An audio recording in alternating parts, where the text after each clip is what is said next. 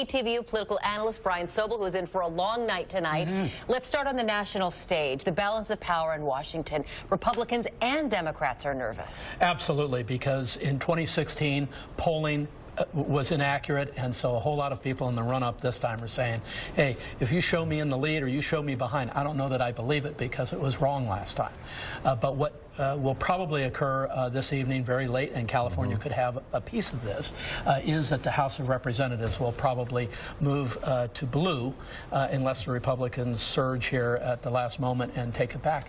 And one of the reasons is it's historical. In the last 21 midterms, only 3 times have House seats gone to the sitting president. So think about that. And one was Roosevelt, and the other was George W. Bush and Bill Clinton.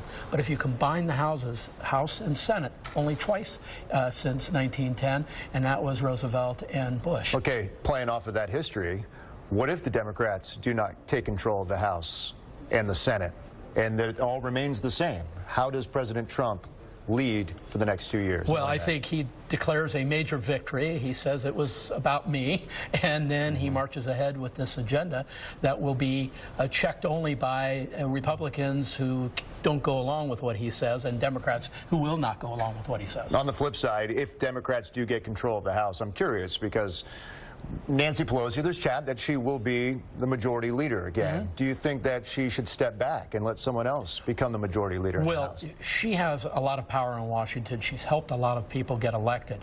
But there is a group of Democrats in the House who say, hey, it's time to find new leadership. We'll see if the House goes to Democrats, whether there's a significant challenge to her being So it's not leader. Set in stone? No, not at all. I mean, she's got to be voted in by her own party, and there's going to be a lot of debate over that. Not to get you in a corner, but off the top of your head, you mentioned some of the other Democrats out there who could have that position if they win tonight. Well, yeah, we'll see who would want a jockey to get in line for that. Okay. First of all, what happens is anybody who challenges Nancy Pelosi is, assuming she ends up as leader, is going to pay a price for that, and that's just the way it is in politics. Yep. Let's talk about California Senator Dianne Feinstein. Yes. She's facing a challenge from a state senator, Kevin De Leon. She's leading in the polls. She recently got some heat for saying that she's wanting to work with Republicans. Yes.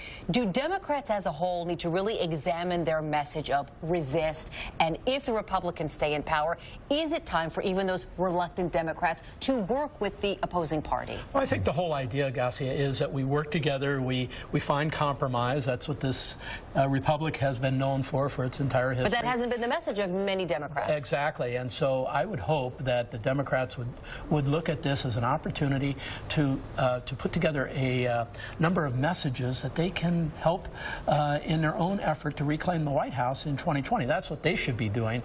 I don't think the message of resist Trump and we don't like Trump, I'm not sure that's going to get it for 2020. They have to come out and have messages. And what you're seeing, by the way, among candidates around the nation who are Democrats, who are running for the House in particular, a lot of veterans and other people who are good candidates with a slightly different message. On the governor's race, real quick, we saw Gavin Newsom vote in Larkspur this morning. Yes.